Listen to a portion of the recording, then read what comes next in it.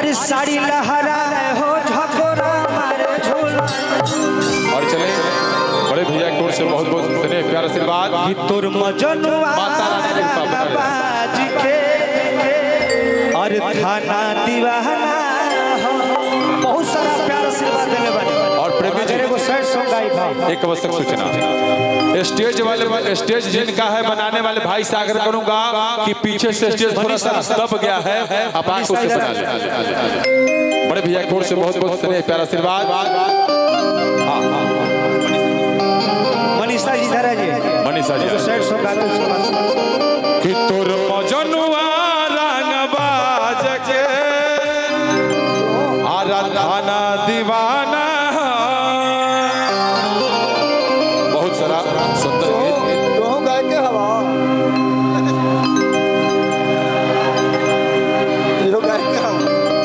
खोल दो इसको, खोल दो बाबू। ये गीत आप लोग खाती भाई बहुत पुरानी गीत है। हाँ हाँ वो गीत हमें लड़की के साथ मनीषा जी के साथ है गाई भाई। आवाज जा भाई हमारे पवन राजा सभी लोग के दिल से धन्यवाद। बढ़िया से बैठना रे पवन।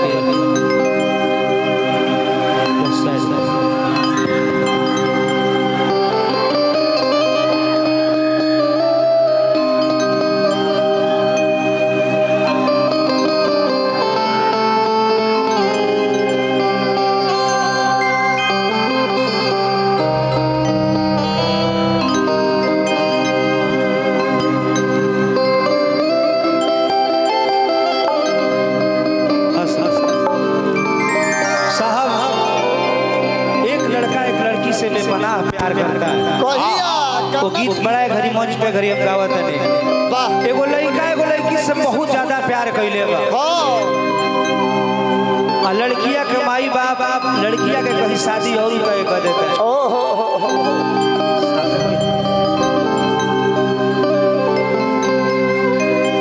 वो लड़की के शादी कहीं और तय हो जाता है, मालिक आई बात लड़का के पता नहीं के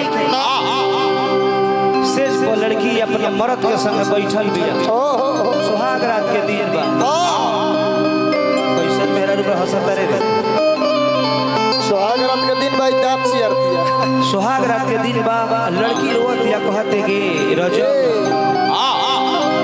बलमुआ हो तारा मर्जी बाज भ तू कुछ कल बाकी हो फजी रे हो प्रेमी के लगे जाए जे खराब बिना ये राजा देखी ले तो भोजनो रखनो ना खाई ले। वो लड़की मालिक रो रो के देखी कवना भाव में कहती है कैसे हो। अरे कि मर्जी बाटे कुछ बोला मर्जी बाटे कुछ हर की मर्जी बाटे कुछ कैसे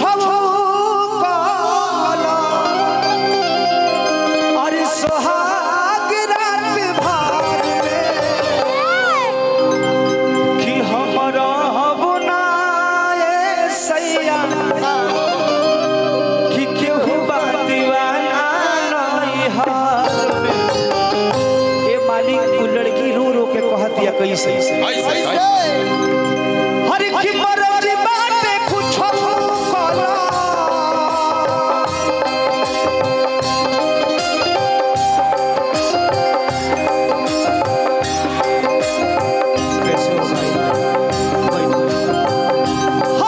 मर्जी बाटे कुछ बोला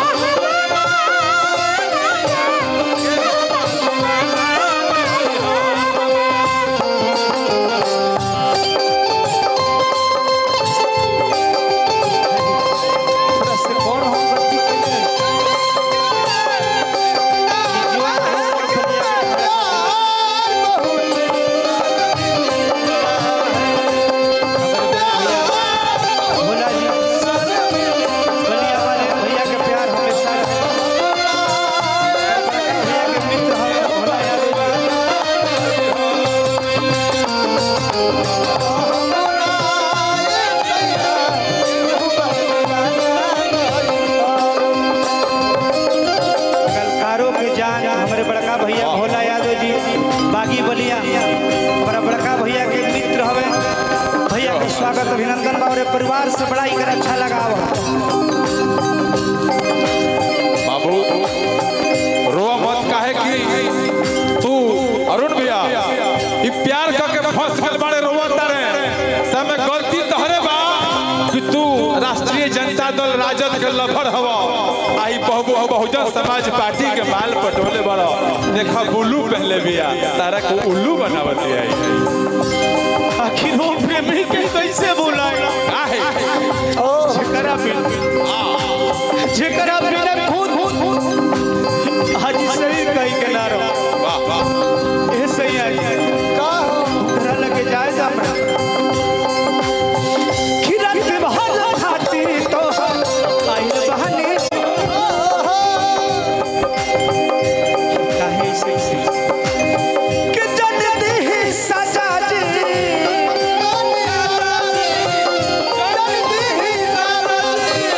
बदमानी राजा जी हर यही रे वो मार में कि हमरा बुनाई ये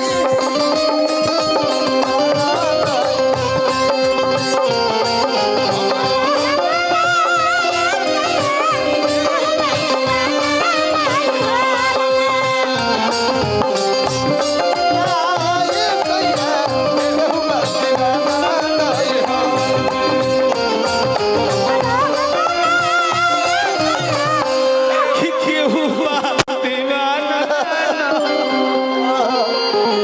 वाह वाह देखे है मोहब्बत तो पूरा धन डिम्पल जी लुटा देली प्रेमी जी के दुख देख के कि हमारे भाई बहुत लोग आए वो लोग गवाही एक बार जोरदार ताली बजाइए आप लोग दो मोहब्बत करने वालों के लिए बहुत सारे कलाकार रोल बगावे थे नरमुंडा